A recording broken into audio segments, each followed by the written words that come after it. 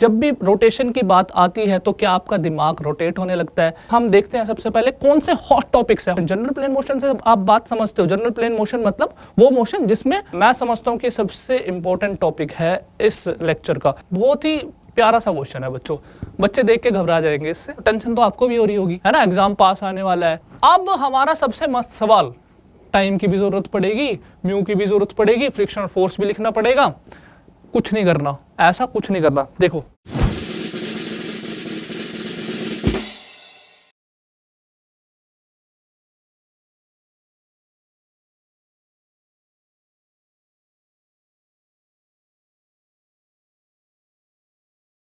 Hello बच्चों, welcome to ATP star. मेरा नाम है गौतम त्यागी और मैं आपके लिए लेके आ गया हूं ब्रह्मास्त्र, रोटेशन का ब्रह्मास्त्र। बच्चों मुझे कमेंट सेक्शन में बताएंगे कि जब भी रोटेशन की बात आती है तो क्या आपका दिमाग रोटेट होने लगता है, क्या आपको रोटेशन के क्वेश्चन काफी डिफिकल्ट लगते हैं। बच्चों अब नहीं लगेंगे। क्यों नहीं लगेंगे? क्योंकि मैं लेके आया हूं एक छोटी सी वीडियो जिसके अंदर मैं बहुत मुश्किल से मुश्किल कॉन्सेप्ट काफी आसानी तरीके से हम कर रहे होंगे, काफी आसान तरीके से मुश्किल क्वेश्चंस को यहाँ पर सोल्व कर रहे होंगे। तो लास्ट तक ये सेशन जरूर देखना है बच्चों।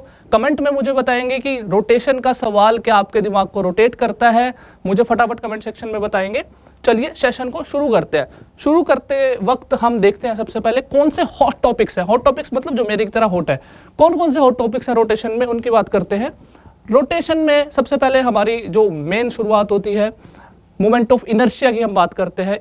इस सेशन में भी काफी क्वेश्चन है मोमेंट ऑफ इनर्शिया का यूज करते हुए कर रहे होंगे। General plane motion, general plane motion से आप बात समझते हो। जनरल प्लेन मोशन मतलब वो मोशन जिसमें रोटेशन और ट्रांसलेशन दोनों एक साथ हो रही होती है।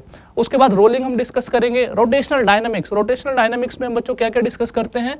रोटेशनल डायनामिक्स में आ जाता है हमारा टॉर्क, टॉर्क की इक्वेशंस, नेट फोर्स लिखना, नेट टॉर्क लिखना। उससे काफी क्वेश्चन आप आसानी से कर सकते हैं।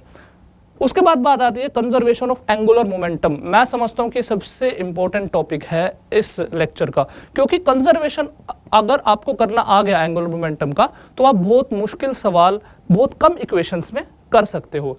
और उसके बाद हम काइनेटिक एनर्जी लिखना सीखेंगे। काइनेटिक एनर्जी हम कैसे लिखते हैं, ठीक है, in rotational motion. Rotational motion में आप काइनेटिक एनर्जी कैसे लिखते हैं, काफी बच्चे इसमें गलती कर रहे होते हैं काइनेटिक एनर्जी लिखने में, वो भी हम यहाँ पर सीखेंगे। चलिए तो बच्चों पहला क्वेश्चन हम शुरू करते हैं। पहला क्वेश्चन है हमारा टॉर्क से related. A force of minus P के, हमारे को एक फोर्स दिया गया है जो कि ओरिजिन पे लग रहा है। And the torque about the point 2, एक पॉइंट है 2, उसके अबाउट हमें टॉर्क बताना है इस फोर्स पे। इस फोर्स की वजह से जो टॉर्क लग रहा है वो हमें बताना है। तो चलिए सोल्व करते हैं। बेसिकली क्या हो रहा है यहाँ पे, अगर मैं कोऑर्डिनेट सिस्टम बनाऊं, ठीक है, सपोज करो ये हमारी एक्स एक्सिस है and this is our Y axis. तो हमारा ओरिजिन ये रहा, ठीक है। ओके, इस ओरिजिन पे एक फोर्स लग रहा है दैट इज माइनस पी के कैप। मतलब कि के कैप कौन सी एक्सिस होगी हमारी, के कैप होगी हमारी जेड एक्सिस। जेड एक्सिस अगर ये एक्स एक्सिस है, ये वाई एक्सिस है, तो जेड एक्सिस हमारी बाहर की तरफ आ रही होगी। तो ये जो फोर्स है बेसिकली माइनस नेगेटिव ऑफ के अलोंग लग रहा है, मतलब नेगेटिव जेड एक्सिस के अलोंग लग रहा है। तो मैं इसको क्रॉस से डिनोट कर सकता हूँ। क्रॉस से मतलब कि इस प्लेन के परपेंडिकुलर अंदर की साइड ये फोर्स लग रहा होगा। अब हमें एक पॉइंट दिया हुआ है, पॉइंट है हमारा दैट इज 2, सपोज करो जो हमारा पॉइंट है दैट इज 2, ये हमारा पॉइंट है, ठीक है। इस पॉइंट के अबाउट हमें टॉर्क बताना है, ठीक है। फटाफट कैलकुलेट करेंगे बच्चों, क्या आएगा। तो पहले तो हम समझते हैं टॉर्क होता क्या है। टॉर्क का अगर मैं फॉर्मूला बताऊं that is given by R cross F. लेकिन यहां पे समझने वाली बात है कि आर क्या है और एफ क्या है। आर बच्चों, आर वो वेक्टर होता है जो बताता है पोजीशन वेक्टर किस पॉइंट की, जिस पॉइंट पे फोर्स लग रहा होता है, किस पॉइंट के रिस्पेक्ट में, जिस पॉइंट के रिस्पेक्ट में हम टॉर्क निकालना चाहते हैं।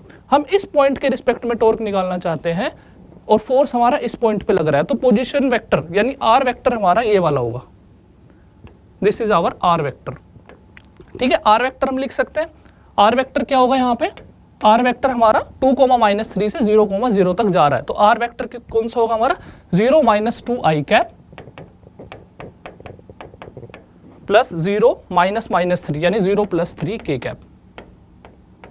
This is our R vector. ये हमारा आर वेक्टर आ गया। -2 आई कैप प्लस 3 के कैप।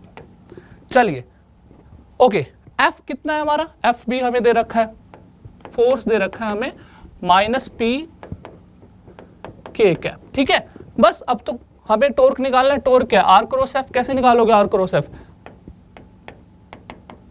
हम डिटर्मिनेंट का यूज करके निकाल सकते हैं अपना क्रॉस प्रोडक्ट, आई कैप जे कैप के कैप, ये आपको आना चाहिए बच्चों। ओके, आर वेक्टर कौन सा हमारा, -2 plus 3। Okay, this will be J बच्चों, यहां पे जे आएगा, ध्यान से देखना।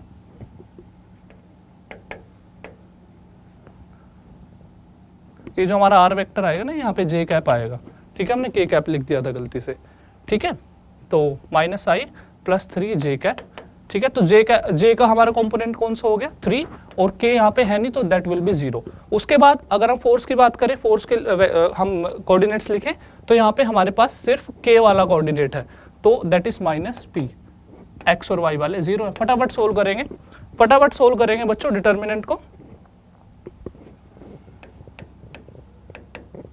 टॉर्क आ रहा है हमारा आई जे के एंड -2 3 0 0 0 -p। ठीक है बच्चों, फटाफट मैं सोल्व कर देता हूँ।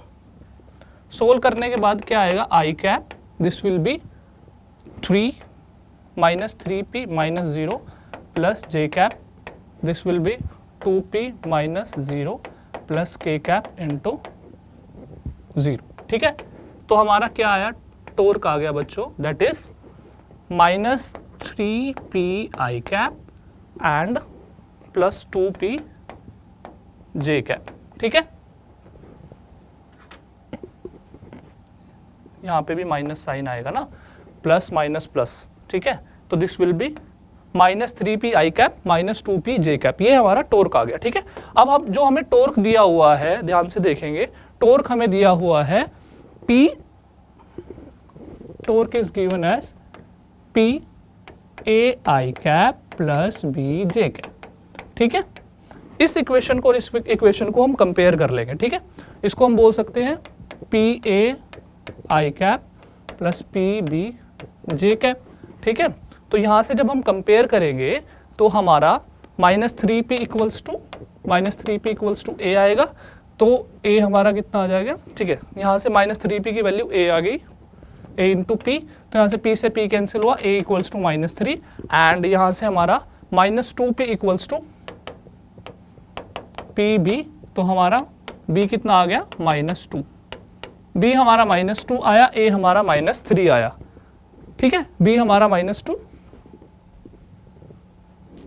b इज -2, a इज -3, किस किस का सही आया था। ठीक है, अब हमें बताना क्या है, पूछा क्या है सवाल में, पूछा है a बाई बी की रेशो, तो a बाई बी कितना होगा, a by B will be 3/2 and that is given as x/2, तो x की वैल्यू बतानी है, x की वैल्यू कितनी आ जाएगी 3। किस किस बच्चे का सही आंसर आया था। ठीक है, बेसिकली हमें करना क्या था, हमें r वेक्टर पता होना चाहिए। r वेक्टर कौन सा होता है, पोजीशन वेक्टर ऑफ पॉइंट, जिस पॉइंट के ऊपर फोर्स लग रहा है, किसके रिस्पेक्ट में, जिस पॉइंट के रिस्पेक्ट में आप टॉर्क निकालना चाहते हो। ठीक है, तो r क्रॉस f करोगे तो सिंपली आपके पास आ जाएगा। Okay, so this is our first question. बच्चों ऐसे ही क्वेश्चन आपको कहाँ पे मिलने वाले हैं, आपको सबको पता है, हमारी AOTS ATP online test series जो इंडिया की one of the best test series है, उसको आप ज्वाइन कर सकते हो। ठीक है, for real feel of JEE Main, वहाँ पे आपको जो सवाल मिलेंगे वो बिल्कुल रियल मिलेंगे, जिस तरह के सवाल हमारे हर साल जेई मेन में पूछे जाते हैं। तो ये आप हमारी वेबसाइट पर जाके ले सकते हो। ओके बच्चों, सो क्या क्या फीचर्स होंगे इसमें, चैप्टर वाइज टेस्ट भी आपको मिलेंगे विद वीडियो सॉल्यूशन। आपके जो AOTS है वो वीडियो सॉल्यूशन के साथ मिलेंगे। बहुत ही कम जगह ऐसा मिलता है कि आपको वीडियो सॉल्यूशंस भी मिल रहे होते हैं। ठीक है, लाइव मेंटरशिप सेशन भी मिलेगा आपको, जिसमें हम बात कर रहे होंगे आपको गाइडेंस देने की, आपको फ्री गाइडेंस दी जाएगी जब आप टेस्ट सीरीज ले लोगे। ठीक है, तो ये आप यहाँ से परचेज कर सकते हो। इसके बाद जब बात आती है हमारे नेक्स्ट क्वेश्चन की, चलिए नेक्स्ट क्वेश्चन हमारा मोमेंट ऑफ इनर्शिया से रिलेटेड है।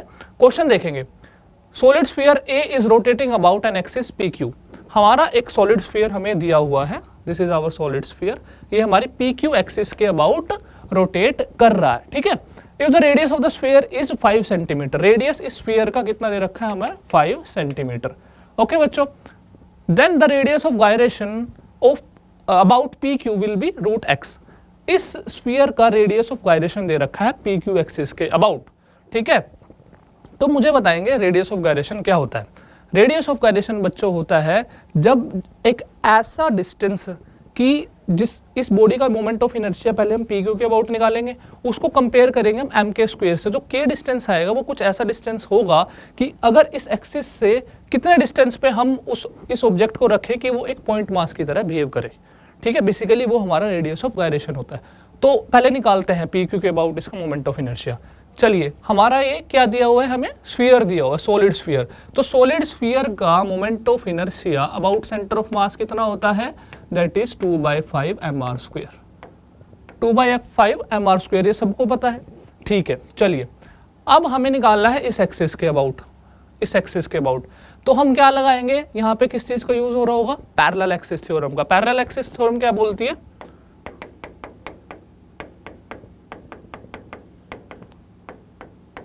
पैरेलल एक्सिस थ्योरम का यूज करेंगे बच्चों, ठीक है। सपोज करो ये डिस्टेंस d है हमारा, ठीक है। ये तो अगर हमें किसी एक्सिस के अबाउट जो कि सेंटर ऑफ मास से पास कर रही है, उसके अबाउट अगर हमें सेंटर ऑफ मास पता होता है, तो कोई ऐसी एक्सिस जो उस एक्सिस के पैरेलल हो किसी d डिस्टेंस पे, तो हम उसका मोमेंट ऑफ इनर्शिया लिख सकते हैं।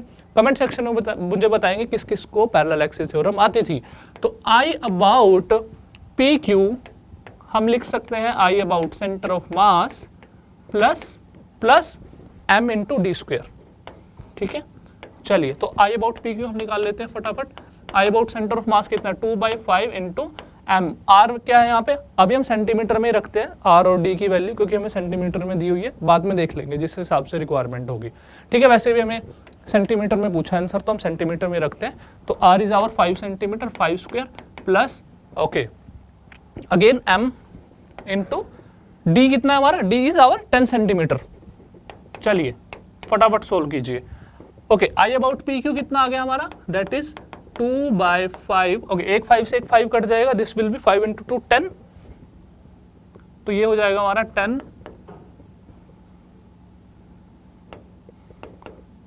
m plus 100 m।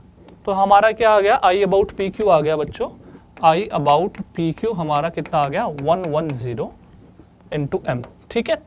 ओके, ये हमारा क्या आ गया, पी क्यू के अबाउट मोमेंट ऑफ इनर्शिया। अगर हमें पी क्यू के अबाउट रेडियस ऑफ गायरेशन निकालना है, तो हम इसको लिख देंगे m into K square is equal to I about P Q. तो जो k मिलेगा वो हमें मिल जाएगा radius of gyration about P Q. तो m इंटू के स्क्वेयर, ठीक है। इसको हम फर्स्ट इक्वेशन मान लेता हूँ, इसको सेकंड, दोनों को कंपेयर करेंगे तो this will be equal to 110 m। And यहाँ से हमारा k कितना आ जाएगा, k will be under root of 110, ठीक है, ठीक है। And that is equal to root X centimetre, ठीक है। ये भी हमारा सेंटीमीटर में आया क्योंकि हमने r को सेंटीमीटर में लिया था, ठीक है बच्चों। तो यहाँ से x की वैल्यू कितनी आ गई, 110 सेंटीमीटर, ठीक है। ओके, सेंटीमीटर तो ऑलरेडी दिया, सिर्फ x की वैल्यू बतानी है। x की वैल्यू कितनी होगी, 110, ठीक है। समझ में आया, इज इट क्लियर, ठीक है बच्चों। तो बेसिकली पूछ क्या रहा था हमसे पूछ रहा था radius of gyration. Radius of gyration का फिजिकल मीनिंग क्या होता है, एक ऐसा डिस्टेंस इस एक्सिस से जिस डिस्टेंस पे अगर हम इसको रख के रोटेट करें तो ये बॉडी एक पॉइंट मास की तरह बिहेव करे। हमें पता है ना, पॉइंट मास का किसी एक्सिस से moment of inertia m into x square होता है, ठीक है। तो बेसिकली वही हमने डिस्टेंस निकाला है। Okay, so how was this, so is this clear to you, फटाफट बताएंगे। सो 110 will be the correct answer. Okay, अगला क्वेश्चन में मोमेंट ऑफ इनर्शिया का है, काफी सिंपल सवाल है। Moment of inertia of a disc of mass m and radius r about its diameter is mr square by 4। हमें पता है यार, ये तो बहुत ही सिंपल सवाल है, ये तो आप ऐसे ही कर सकते हो। एक हमें डिस्क दी गई है जिसका मास m है, रेडियस r है, एंड दिस डिस्क हैज इस एक्सिस के अबाउट, डायमेट्रिक एक्सिस के अबाउट इसका मोमेंट ऑफ इनर्शिया कितना है, mr स्क्वायर बाय 4, ठीक है बच्चों। तो हमें क्या बताना है, the moment of inertia of the disc about an axis is normal to the disc and passing through point on its edge. हमें एक ऐसी पॉइंट के अबाउट मोमेंट ऑफ इनर्शिया बताना है जो कि इसके एज पे हो और परपेंडिकुलर टू दिस प्लेन। मतलब ये परपेंडिकुलर एक्सिस है जो एज से पास कर रही है, इसके अबाउट मोमेंट ऑफ इनर्शिया बताना है। तो बच्चों अगर हमें सेंटर ऑफ मास के अबाउट मोमेंट ऑफ इनर्शिया पता चल जाए परपेंडिकुलरली तो हम बता सकते हैं पैरेलल एक्सिस थ्योरम लगाने के बाद। तो बच्चों ध्यान से देखेंगे, यहाँ पर दोनों थ्योरम का यूज हो रहा होगा, पैरेलल एक्सिस थ्योरम भी, परपेंडिकुलर एक्सिस थ्योरम भी। पैरेलल एक्सिस थ्योरम कैसे यूज हो रही होगी, परपेंडिकुलर एक्सिस थ्योरम कैसे यूज हो रही होगी, इसी की बात करते हैं। पहले परपेंडिकुलर एक्सिस की बात करते हैं। तो सपोज करो इसके अबाउट I1 है, तो इसके अबाउट भी I1 होगा, दोनों सिमेट्रिकल एक्सिस है, ठीक है। तो हम बोल सकते हैं परपेंडिकुलर एक्सिस थ्योरम से इसको मैं Ix बोल सकता हूँ या इसको Iy। तो Iz कितना होगा जो सेंटर ऑफ मास से पास कर रहा होगा, that will B Ix plus Iy by perpendicular axis theorem. ठीक है बच्चों, चलिए तो हम Iz क्या है हमारा, I about centre of mass and perpendicular to this plane, this will be equal to mr square by 4। अब देखो ये भी डायमीटर से पास कर रही है सेंटर ऑफ मास से, ये भी डायमेट्रिकली पास कर रही है सेंटर ऑफ मास से, दोनों का बराबर होगा, that is mr square by 4। तो I about centre of mass कितना आ गया, mr स्क्वायर बाय 2। वैसे भी हमें पता है centre of mass perpendicular axis के अबाउट mr स्क्वायर बाय 2 होता है, ठीक है, मोमेंट ऑफ इनर्शिया हमारा जो सेंटर ऑफ मास से पास कर रही होती है एक्सिस और perpendicular to the plane of the disc. तो अब हमें इसके अबाउट बताना है, तो इसके अबाउट बताएंगे तो हम क्या करेंगे हम पैरेलल एक्सिस थ्योरम का यूज कर रहे होंगे। पैरेलल एक्सिस थ्योरम का यूज करेंगे तो this point is P, for example this point is P, तो I about P will be I about centre of mass that is mr square by 2 plus m into this distance plus mr square. तो ये कितना हो जाएगा, this will be 3/2 mr square and हमें बोला क्या गया, this is equal to x/2 mr square. तो हमें x की वैल्यू बतानी है, तो यहाँ से x की वैल्यू कंपेयर करेंगे, कितनी आ जाएगी 3, x will be equal to 3। ठीक है बच्चों, समझ में आया, काफी सिंपल सवाल था ये, तो चुटकी सा सवाल था, कुछ भी नहीं था इसमें, ठीक है। तो ऐसे सवालों से तो बिल्कुल नहीं घबराना है, मोमेंट ऑफ इनर्शिया को अच्छे से समझ के जाना है। इसमें सिर्फ दो ही थ्योरम यूज हो रही होती है, एक पैरेलल एक्सिस थ्योरम, एक परपेंडिकुलर एक्सिस थ्योरम, ठीक है। और कुछ मेन फिगर्स का आपको याद रख लेना है, ठीक है बच्चों। चलिए ओके, नेक्स्ट क्वेश्चन हमारा थोड़ा जनरल प्लेन मोशन से है, ठीक है। जनरल प्लेन मोशन मतलब ऐसा मोशन जिसमें रोटेशन भी हो रही है, ट्रांसलेशन भी हो रही है, ठीक है बच्चों। तो चलिए इस क्वेश्चन को फटाफट रीड आउट कीजिए, क्वेश्चन में क्या है, हमारे पास है एक डिस्क है जो कि रेडियस r है, मास m है, it is undergoing general plane motion with VCM equals to r omega by 2। ध्यान से देखना, प्योर रोलिंग नहीं हो रही है यहाँ पे, ये जो सेंटर ऑफ मास की वेलोसिटी है that is r omega by 2, ये हमें दी हुई है। चलिए एक पॉइंट P है हमारा यहाँ पे, ठीक है, इस बॉडी पे, इस रिंग मान लो डिस्क है हमारी, इस डिस्क पे पॉइंट P दिया गया है। ओके, दिस पॉइंट P की जो इंस्टेंटेनियस वेलोसिटी है इस इंस्टेंट पे वो वर्टिकली अपवर्ड है, ठीक है। इस पॉइंट की जो वेलोसिटी है that is vertically upward. Okay, so हमें बताना है ये एंगल थीटा कितना होगा। काफी आसान सा सवाल है, बट अगर आपको कॉन्सेप्ट क्लियर होना चाहिए बच्चों। अगर हम इस पॉइंट P की वेलोसिटीज की बात करें, ध्यान से देखोगे, अगर इस पॉइंट P की वेलोसिटीज की हम बात करते हैं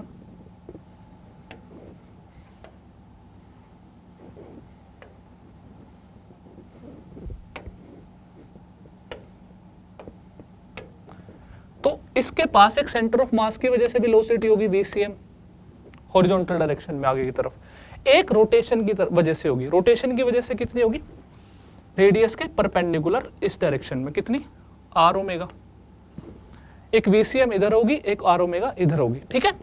अब ये एंगल थीटा है तो ये एंगल भी थीटा होगा, ठीक है।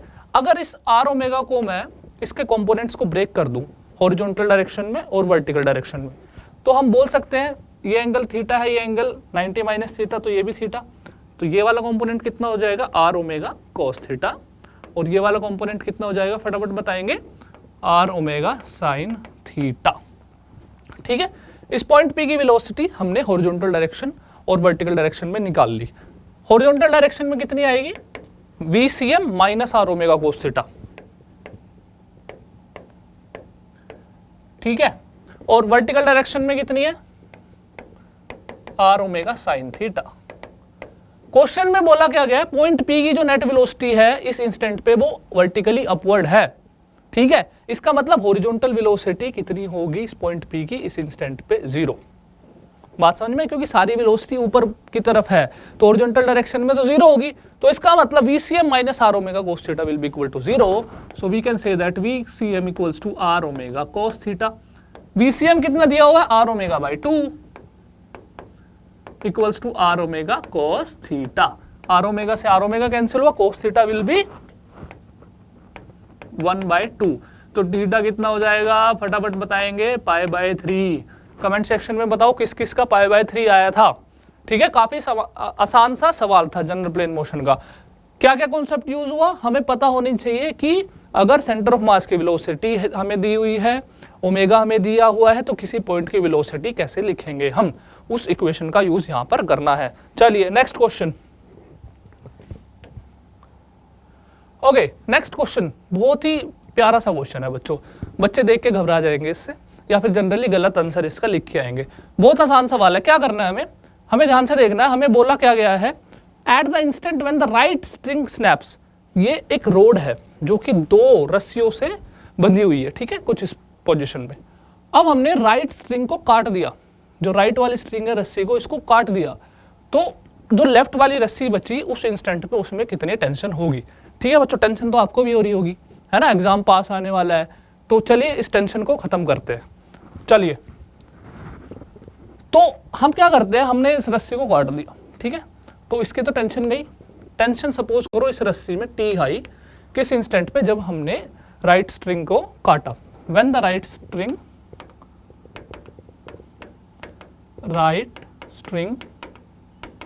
snaps, let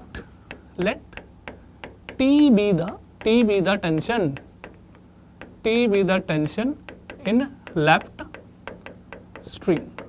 ओके बच्चों, ठीक है, let T be the tension in the left string। तो जैसे ही हमने इसको काटा, तो अब देखेंगे इस पे कौन कौन से फोर्सेस लग रहे होंगे। एक mg लग रहा होगा नीचे सेंटर ऑफ मास पे, ठीक है, और एक टेंशन लग रहा होगा। इसके अलावा कोई फोर्स लग रहा है, नहीं लग रहा, ठीक है। 2 इक्वेशन लिखेंगे। एक इक्वेशन में हम क्या कर रहे होंगे, इस तरह के क्वेश्चन में फोर्स बैलेंस करेंगे, एक बार हम टॉर्क बैलेंस करेंगे। चलिए, according to Newton's second law, ठीक है। अब देखो लॉज ऑफ मोशन का भी यूज हो रहा है। सपोज करो सेंटर ऑफ मास की एक्सेलरेशन नीचे की तरफ ACM है। ACM is the acceleration of centre of mass at this moment, ठीक है, डाउनवर्ड। तो हम बोल सकते हैं according to Newton second law, mg minus T equals to MACM। This is equation number 1, ठीक है। चलिए नेक्स्ट इक्वेशन लिखते हैं। टॉर्क लिख लेते हैं इस पॉइंट के अबाउट, ठीक है, जो ये हमारा पॉइंट O है, इसके अबाउट टॉर्क लिखते हैं। इसके अबाउट क्यों लिख रहे हैं टॉर्क, क्योंकि इसके बाद जो हम टॉर्क लिखेंगे ना, तो हमें टेंशन के टॉर्क को लिखने की जरूरत नहीं है, क्योंकि वो 0 होगा, क्योंकि टेंशन हमारी जो टेंशन फोर्स है इस पॉइंट O से ही पास कर रहा होगा, ठीक है। सपोज करो एट दिस इंस्टेंट इसकी जो एंगुलर एक्सेलरेशन अल्फा है, ठीक है, let alpha be the angular acceleration of this rod at this moment, ठीक है। तो we can say that net torque about O should be equal to I about O into alpha. ये हमने O point ये वाला माना है, ठीक है, सेंटर ऑफ मास नहीं है, O पॉइंट एंड वाला है, ठीक है। तो net torque about O should be equal to I about O into alpha. Okay, तो नेट टॉर्क हम लिख लेंगे। नेट टॉर्क कितना होगा, सिर्फ mg का टॉर्क होगा ना, और कितने डिस्टेंस पे, L/2 डिस्टेंस पे, यानी mg into L/2 plus tension का फोर्स टॉर्क तो 0 होगा, ठीक है, should be equal to I about O। अब देखो इस एक्सिस के अबाउट मोमेंट ऑफ इनर्शिया बताना है रोड का, ठीक है, क्योंकि इसके अबाउट ये रोटेट कर रही होगी ना, परपेंडिकुलर एक्सिस, जो कि एक एंड पॉइंट से पास कर रही है। तो इसके अबाउट मोमेंट ऑफ इनर्शिया कितना होता है, फटाफट बताएंगे कमेंट सेक्शन में कितना होता है, that is ml² into alpha, ठीक है। तो फटाफट यहाँ से सोल्व करेंगे, यहाँ से हम जब सोल्व करेंगे m से m कट जाएगा, ठीक है, तो एक l से एक l गया, तो अल्फा कितना आ गया हमारा, अल्फा आ गया 3/2 g upon l, 3/2 g upon l, ठीक है बच्चों, अल्फा आ गया। चलिए एक चीज और यहाँ पे हम यूज करेंगे, ACM और अल्फा में रिलेशन लिखेंगे, relation between ACM and alpha.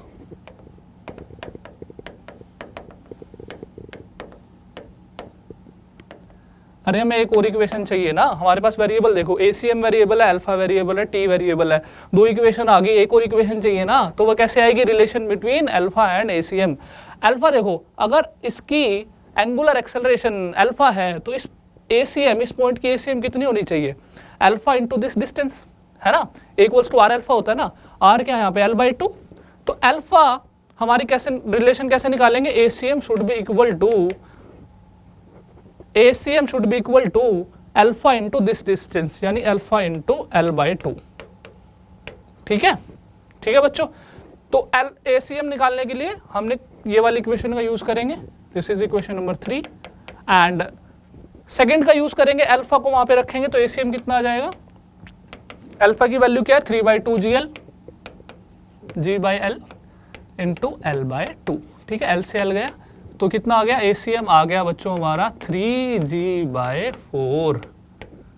Acceleration of centre of mass मिल गई। ठीक है, इसको यहां पे रख दो फर्स्ट इक्वेशन में, तो mg minus t is equal to m into ACM, यानी 3mg/4। तो टेंशन कितनी आ जाएगी, mg माइनस 3mg/4। तो टेंशन स्ट्रिंग में कितनी आ गई, mg/4। ठीक है, मतलब कि जिस इंस्टेंट पे इस रस्सी को हमने काटा उस इंस्टेंट पे इस स्ट्रिंग में टेंशन mg/4 होगी। ठीक है बच्चों, mg नहीं होगी, mg/4 होगी। Acceleration of centre of mass कितनी होगी, this will B 3g/4। Alpha कितनी होगी 3g/12। तो ये सारी चीजें हम बता सकते हैं, हम यहाँ पे सिर्फ टेंशन पूछी थी, तो दैट विल बी mg/4। ठीक है, समझ में आया, फटाफट कमेंट सेक्शन में बताएंगे कैसा लगा ये क्वेश्चन। ठीक है, समझ में आया आप सबको, चलिए okay next question. Next question तो बहुत ही इजी है बच्चों, आप सब कर सकते हो। ठीक है, फटाफट बताते हैं। A light rope is wound around a hollow cylinder of mass 5 kg and radius 70 centimetre. ठीक है, कैलकुलेशन आप खुद करेंगे। एक होलो सिलेंडर है हमारे पास, ठीक है, ओके, एक लाइट रोप है जो हमने कुछ इस तरह से एक रोप हमने इससे टाई कर रखी है, इस रोप को हम खींच रहे हैं। ठीक है, तो ये घूमेगा, ठीक है, कुछ आगे भी जाएगा। चलिए, होलो सिलेंडर है, मास है हमारा 5 kg, रेडियस है हमारा 70 सेंटीमीटर। चलिए, फोर्स कितना दे रखा है 52.5 Newton. The angular acceleration of the cylinder will be, angular acceleration लिखने के लिए क्या कहेंगे बच्चों, क्या करेंगे, सपोज करो सेंटर ऑफ मास है, तो सेंटर ऑफ मास के अबाउट ICM कितना होगा, होलो सिलेंडर है तो mr² ही होगा। ठीक है, और टॉर्क लिख सकते हैं सेंटर ऑफ मास के about, that will be equal to I into alpha. I about centre of mass कितना है mr² into alpha should be equal to net torque. Net torque कितना होगा, net torque will be this force into this distance, यानी F into R. ठीक है, F into R हमारा net torque होगा। तो यहां से हमारे पास अल्फा कितनी आ जाएगी, एक आर से एक आर कैंसिल हुआ, F/m। ये तो बहुत सिंपल सा क्वेश्चन है। ठीक है, जेईई मेंस में पूछा भी गया है। तो that will be equal to 52.2 divided by mass कितना है 5 इंटू 0.7, तो alpha will be equal to 52.2 divided by 3.5, तो नियरली इक्वल टू कितना आ जाएगा हमारा 15 रेडियन पर सेकेंड। ये तो बहुत सिंपल सवाल था, नियरली इक्वल टू 15 रेडियन पर सेकेंड आएगा। ठीक है, सिर्फ हमें टॉर्क लिखना आना चाहिए। देख रहे हो, मतलब कितने आसान सवाल आ रहे हैं हर साल रोटेशन से। ठीक है, कोई भी मुश्किल सवाल नहीं आ रहा। चलिए अगला क्वेश्चन देखते हैं। थोड़ा सा अब हमारे काइनेटिक एनर्जी का यूज हो रहा होगा, हमें काइनेटिक एनर्जी लिखनी आनी चाहिए। देखते हैं, हमारा एक सॉलिड स्फीयर है जिसका मास 2 kg है।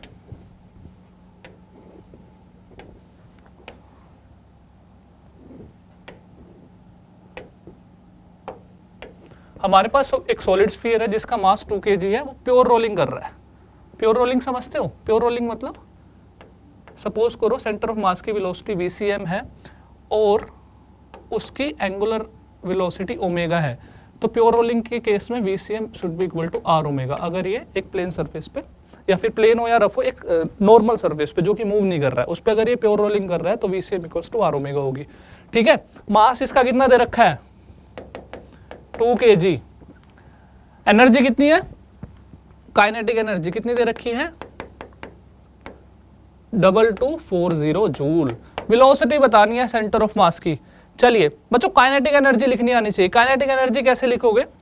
काइनेटिक एनर्जी लिखने के लिए हम एक काइनेटिक एनर्जी होगी इसकी रोटेशन की वजह से, एक होगी ट्रांसलेशन की वजह से। ठीक है, क्या kinetic energy point of reference पे डिपेंड करती है? फटाफट मुझे कमेंट सेक्शन में बताएंगे। क्या हमारी kinetic energy point of reference पे डिपेंड करती है? ठीक है, चलिए फटाफट बताएंगे। जो रोटेशन की वजह से होगी वो कितनी होगी? Half I about centre of mass into omega square, plus translation की वजह से half M V C M square. ठीक है, हमें क्या बताना है? Velocity of centre of mass. तो ओमेगा को क्या लिख सकते हैं हम? V C M by R. ठीक है, तो kinetic energy is equal to half I C M कितना होगा हमारा? सॉलिड स्फीयर है 2/5 mr², omega square plus half M. V को लिख सकते हैं हम, ओके हमें v निकालना है तो ओमेगा को लिखो v की टर्म्स में, ओमेगा को लिखो v की टर्म्स में। Half 2/5 mr²। ठीक है, ओमेगा को क्या लिख सकते हैं? v square by r square, omega square को, plus half M v square. V हमने सेंटर ऑफ मास की वेलोसिटी मान ली। तो ये कितनी आ जाएगी काइनेटिक एनर्जी? ये आ जाएगी हमारी 1/5 प्लस 1/2, यानी कि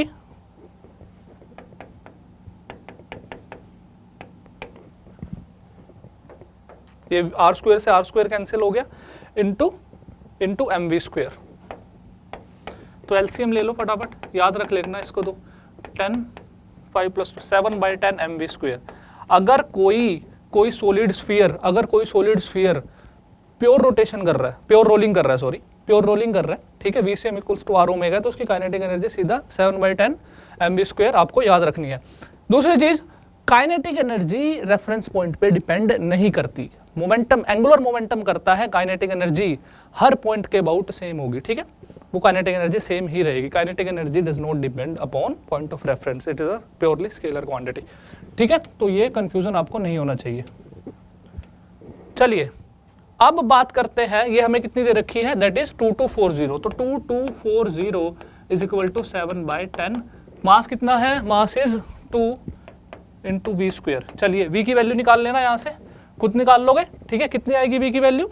हमारे आ जाएगी 40 आ जाएगी। यहाँ से सोल्व करोगे ना, v = 40 मीटर पर सेकेंड। ठीक है, कैलकुलेशन आप खुद करोगे। ठीक है, काइनेटिक एनर्जी कैसे लिखी? Due to rotation, due to translation. आप एक टर्म में भी लिख सकते हो काइनेटिक एनर्जी। अभी हम बात करेंगे, अगले कुछ क्वेश्चंस में हम बात करेंगे कि आप दोनों का सम लिखने की बजाय एक ही तरह से भी लिख सकते हो। अगर आपको ये पता हो कि ये इसकी इंस्टेंटेनियस एक्सिस ऑफ रोटेशन क्या होगी, अगर आपको इंस्टेंटेनियस एक्सिस ऑफ रोटेशन पता हो तो काइनेटिक एनर्जी पूरी बॉडी की लिख सकते हो half into I about instantaneous axis of rotation into omega square. ठीक है, इसका यूज अभी हम करेंगे। ठीक है, अगर आपको इंस्टेंटेनियस एक्सिस ऑफ रोटेशन पता हो, उसके अबाउट आपको मोमेंट ऑफ इनर्शिया पता हो, तो आप half into I about instantaneous axis of rotation into omega square, वहां से भी काइनेटिक एनर्जी दिखा सकते हो। मतलब देखो, प्योर रोलिंग में लोवेस्ट पॉइंट हमारा इंस्टेंटेनियस एक्सिस ऑफ रोटेशन होता है। तो इसके अबाउट अगर आपको मोमेंट ऑफ इनर्शिया पता है तो सीधा वो मोमेंट ऑफ इनर्शिया लिखो इंटू हाफ ओमेगा स्क्वायर कर दो, टोटल काइनेटिक एनर्जी यही आएगी। तब भी खुद सोल्व करके देखना। ठीक है बच्चों, चलिए next question. A solid sphere is rolling on a horizontal plane without slipping. एक हमारे पास सॉलिड स्फीयर है, ठीक है, is rolling without slipping if the ratio of angular momentum about axis of rotation of the sphere to the total energy. ठीक है, total energy तो अभी हमने लिखी थी ना, टोटल एनर्जी कितनी लिखी थी हमने? टोटल एनर्जी हमने अभी सॉलिड स्फीयर की कितनी लिखी थी अगर वो प्योर रोल कर रहा होता है? 7/10 mv स्क्वायर। ठीक है, v क्या है? सेंटर ऑफ मास की वेलोसिटी, और ओमेगा सपोज करो इसकी एंगुलर वेलोसिटी, तो v को r ओमेगा भी लिख सकते हो। ठीक है, तो काइनेटिक एनर्जी कितनी आ जाएगी बच्चों? That will B 7/10 mr² omega square. ठीक है, काइनेटिक एनर्जी तो हमने लिख दी, अभी तो कैलकुलेट की थी। चलिए उसके बाद हमें मोमेंट एंगुलर मोमेंटम बताना है about this point, centre of mass के अबाउट एंगुलर मोमेंटम लिखना है। वो कितना होगा, आई about centre of mass into omega. ठीक है, जो ये एम ट्रांसलेशन की वजह से यहाँ पे कोई एंगुलर मोमेंटम नहीं होगा, क्योंकि जो वेलोसिटी है वो सेंटर ऑफ मास से पास कर रही है, सेंटर ऑफ मास की, तो सिर्फ रोटेशन की वजह से इस पॉइंट के अबाउट हमारा मोमेंट ऑफ एंगुलर मोमेंटम हमारा होगा। तो वो कितना हो जाएगा, ओके सॉलिड स्फीयर है तो 2/5 mr² इंटू ओमेगा। ठीक है, ये हमारा L आ गया। ठीक है, रेशो दे रखा है किसका, L और काइनेटिक एनर्जी का, LO अपॉन काइनेटिक एनर्जी हमें कितना दे रखा है, दैट इज π/22। ठीक है, और वो हम कैसे निकाल लेंगे, L कितना है 2/5 mr² omega divided by kinetic energy कितनी है 7/10 mr²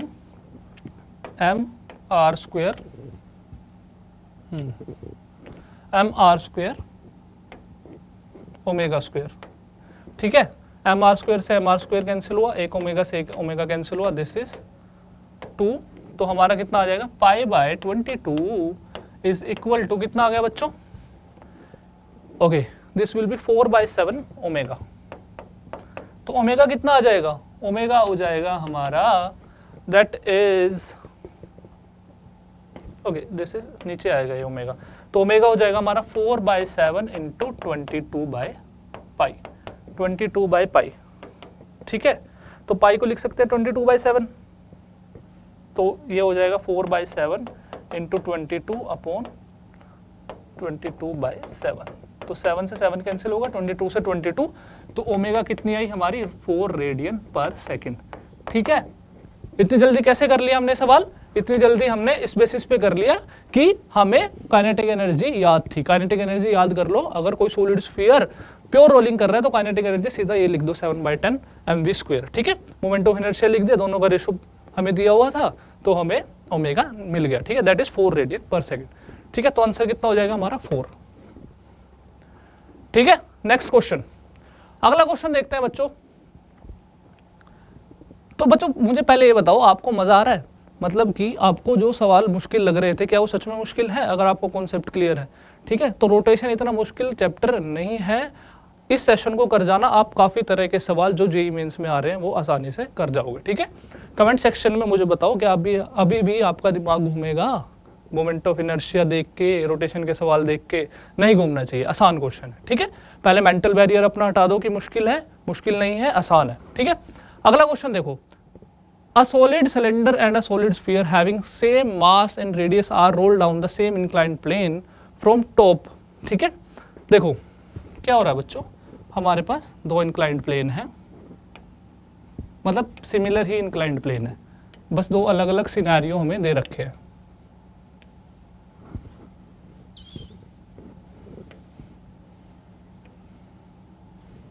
दो सिमिलर इंक्लाइंड प्लेन है, दोनों बिल्कुल सिमिलर है, बस एक पे हमने क्या रखा है, एक पे हमने सिलेंडर रखा है, सॉलिड सिलेंडर,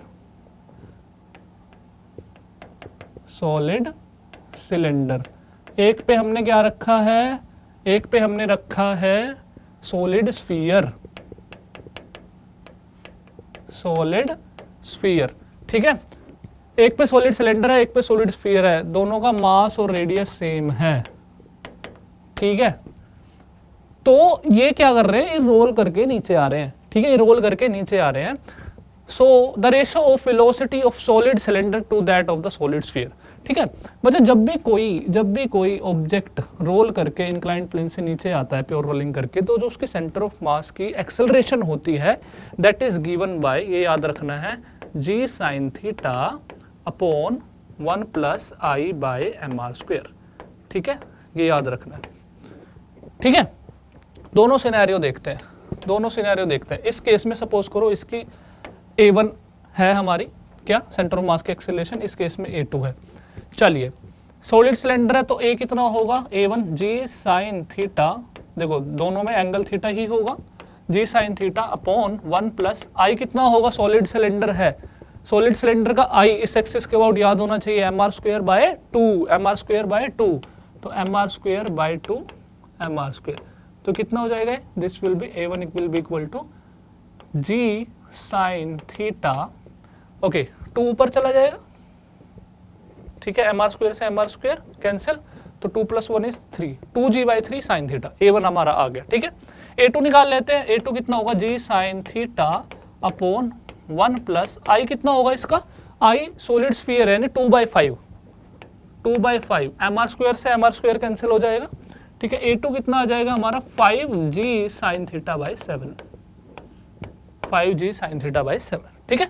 a1 आ गया, a2 आ गया, ये डिस्टेंस दोनों सेम है, ठीक है, ये दोनों डिस्टेंस सेम है।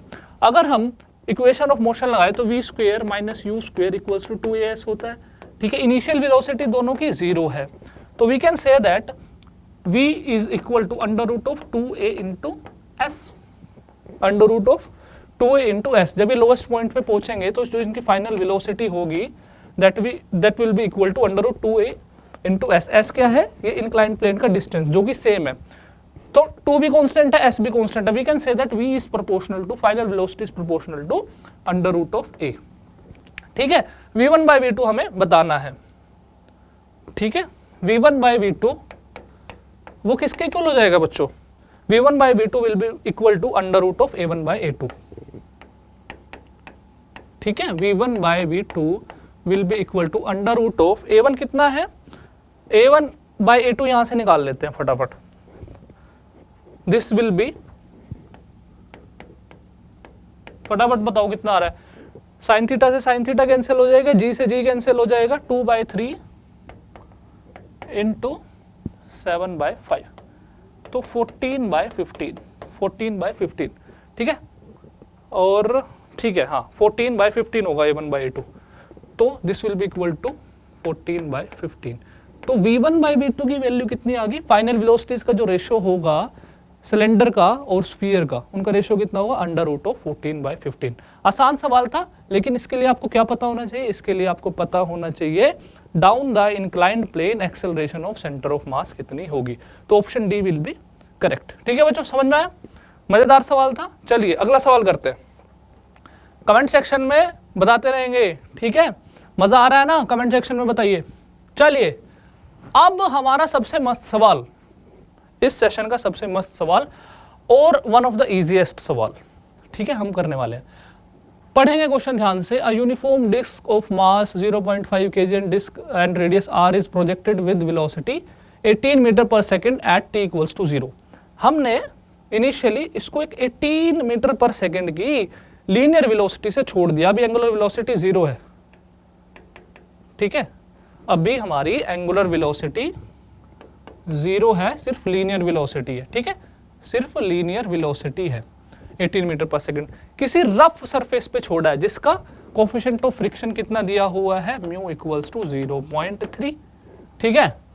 Okay, after 2 second it acquires pure rolling motion, 2 second के बाद ये यहाँ पे पहुंचा, ठीक है, इसने प्योर रोलिंग स्टार्ट कर दी, मतलब कि इसकी सपोज करो ये इनिशियल वेलोसिटी v0 थी, अब इसकी वेलोसिटी कुछ v होगी, कुछ v हो गई सेंटर ऑफ मास की, ठीक है, vcm इसकी v हो गई और ये ओमेगा से रोटेट करने लगा, तो इस केस में यहाँ पे v equals to r omega हो जाएगा, क्योंकि अब ये प्योर रोलिंग कर रहा है, अब ये प्योर रोलिंग कर रहा है। हमें बताना क्या है, total kinetic energy of the disc after 2 second, भाई 2 सेकेंड के बाद टोटल काइनेटिक एनर्जी बतानी है, ठीक है, ठीक है बच्चों, डिस्क है हमारी। चलिए अब बच्चे इसमें क्या करेंगे, भाई टोटल काइनेटिक एनर्जी निकालने के लिए हमें क्या पता होना चाहिए, लास्ट में इसकी वेलोसिटी पता होना चाहिए, ठीक है, इसकी वेलोसिटी पता होना चाहिए और ओमेगा पता होना चाहिए, तभी तो हम इसकी टोटल काइनेटिक एनर्जी लिख पाएंगे।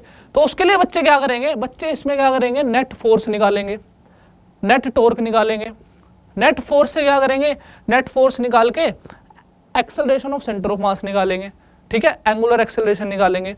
जब नेट एंगुलर एक्सेलरेशन आ जाएगी और acceleration of centre of mass आ जाएगी, उसमें फिर इक्वेशन ऑफ मोशन लगा के फाइनल वेलोसिटी निकालेंगे, ठीक है। टाइम की भी जरूरत पड़ेगी, म्यू की भी जरूरत पड़ेगी, फ्रिक्शनल फोर्स भी लिखना पड़ेगा, कुछ नहीं करना, ऐसा कुछ नहीं करना। देखो क्या करना है, ध्यान से सुनो, फ्रिक्शनल फोर्स इस पे कुछ लगेगा, सपोज करो आगे लगे, पीछे लगेगा, क्योंकि सेंटर ऑफ मास इसका आगे जा रहा है, सपोज करो यहाँ पे फ्रिक्शनल फोर्स लग गया, ठीक है, ठीक है।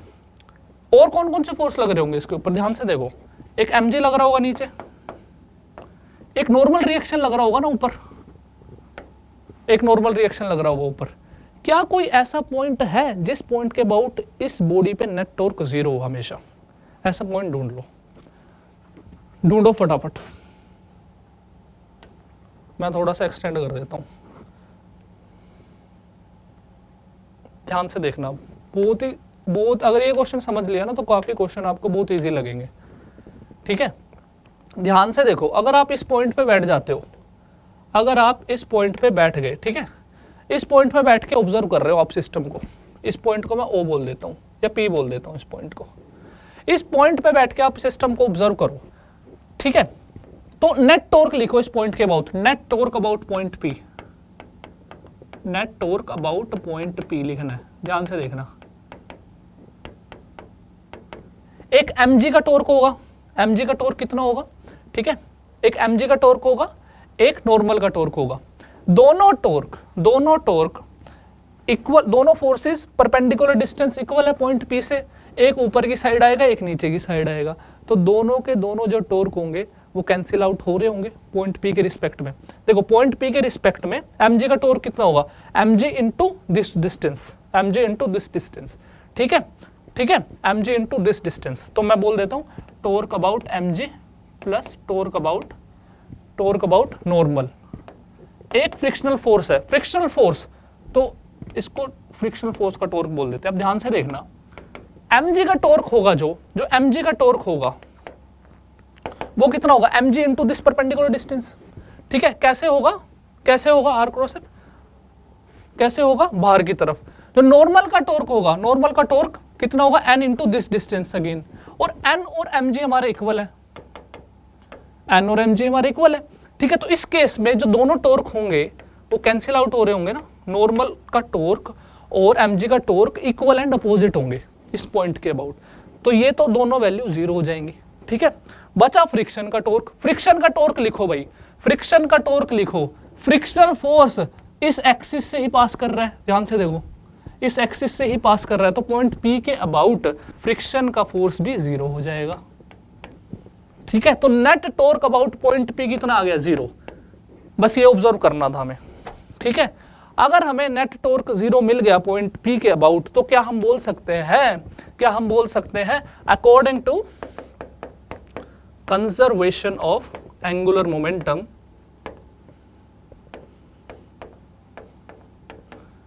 if net torque about point P is zero, so angular momentum is conserved about point P, about point P,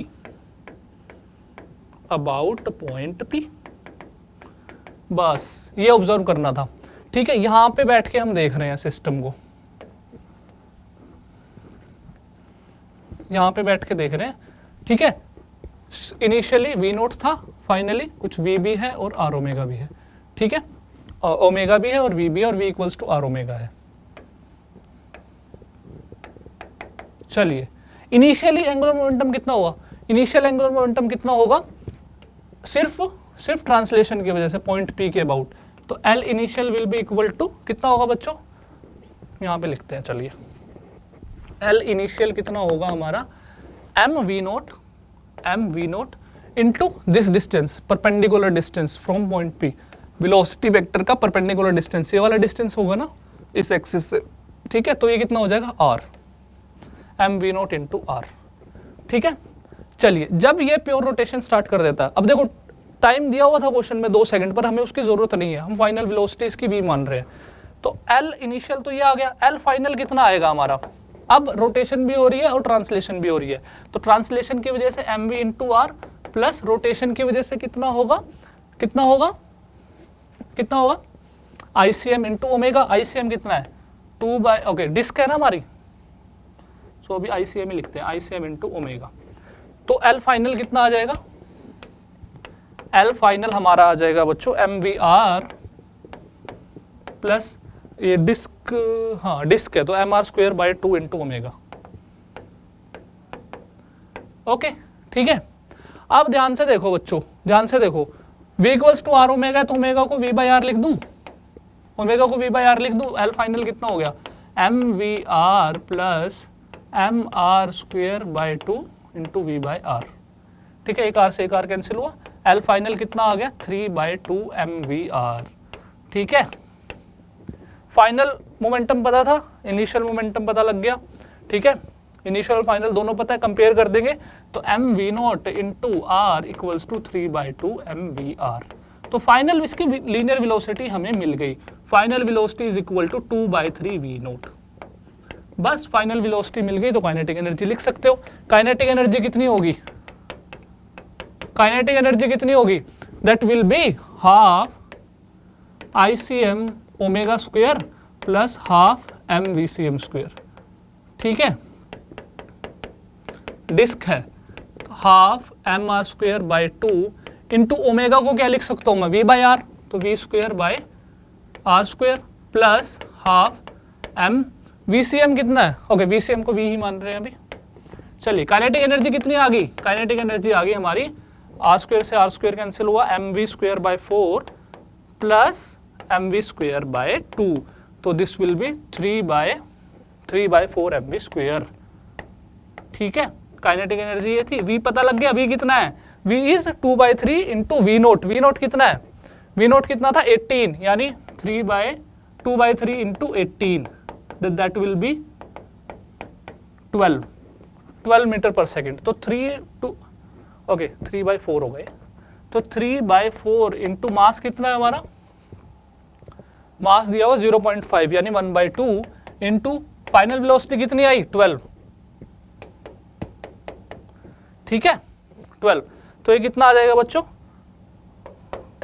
6 3, that will be 3 into 3 9 into 6, that will B 54 joule.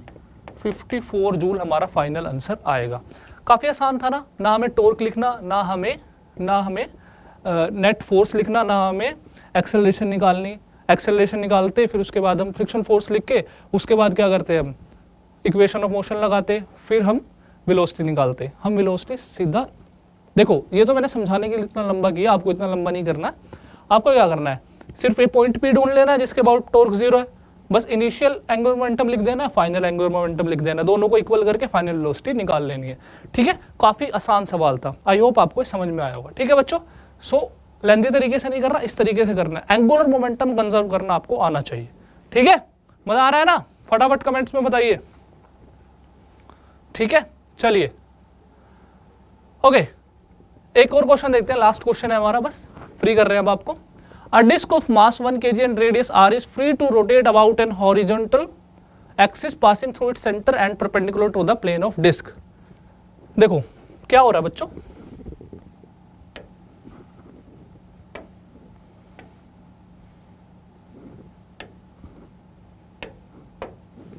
ध्यान से देखना, एक हमारे पास डिस्क है जिसका मास 1 kg है, रेडियस r है। ठीक है, ये रेडियस इसका r है, मास 1 kg है। ठीक है, is free to rotate about a horizontal axis passing through its centre and perpendicular to the plane. जो ये हॉरिजॉन्टल एक्सिस है ना, इसके अबाउट ये फ्रीली रोटेट कर सकती है।